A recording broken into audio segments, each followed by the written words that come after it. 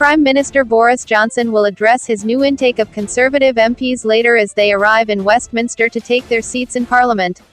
Many of the 109 new MPs won in areas traditionally held by Labour in Thursday's election, which saw the Conservatives gain an 80-seat majority. Their first job will be to vote on the Withdrawal Agreement Bill that the PM intends to bring back before Christmas. Mr. Johnson is also expected to carry out a mini-cabinet reshuffle. He needs to fill posts made vacant by those who stood down ahead of the general election, including the Culture and Welsh Secretary posts.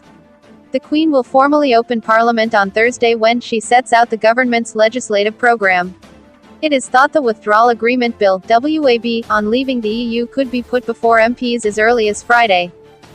Ahead of the private speech, a Number 10 source said, "The PM has been very clear that we have a responsibility to deliver a better future for our country and that we must repay the public's trust by getting Brexit done. That's why the first piece of legislation new MPs will vote on will be the Withdrawal Agreement Bill." With the large majority, the bill is expected to pass through Parliament in time to meet Boris Johnson's promise for the UK to leave the EU on the 31st of January. Mr. Johnson then has to negotiate a new trade agreement with the EU and have it ratified before the end of the post-Brexit transition period that ends on the 31st of December 2020. He has repeatedly said that the transition period will not be extended. The Queen's speech is also expected to include legislation linked to pledges made during the election campaign, most notably a guarantee on NHS funding. Moves to get the Northern Ireland government at Stormont up and running again are also expected, with talks resuming before Christmas.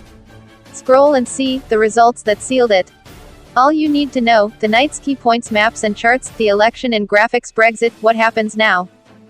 WHO won in my constituency. Check your result. Meanwhile, the fallout from Labour's defeat continues. Labour's General Secretary says party officials are likely to meet early in the new year to agree the timetable for replacing Jeremy Corbyn as leader. Mr. Corbyn wants the process to begin swiftly, Jenny Formby said, so his successor can be in place by the end of March.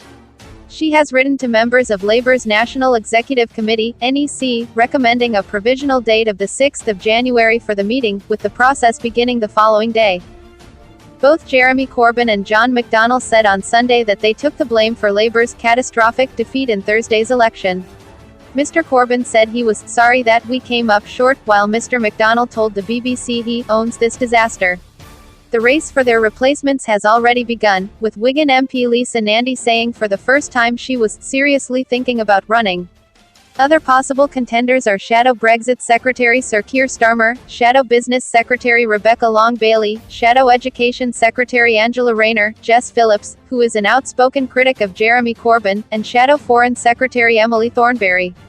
A new intake of 48 SNP MPs will also be taking their seats on Tuesday. Leader Nicola Sturgeon has insisted this number gives her a mandate for a second referendum on Scottish independence, something the Prime Minister has told her he remains opposed to.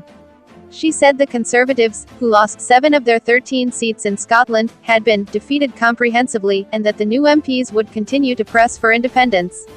What will happen this week? Tuesday. Proceedings begin when MPs gather for their first duty, to elect the Speaker, Sir Lindsay Hoyle, who replaced John Bercow in November. Technically, MPs can hold a vote on this motion, but this has never happened in practice.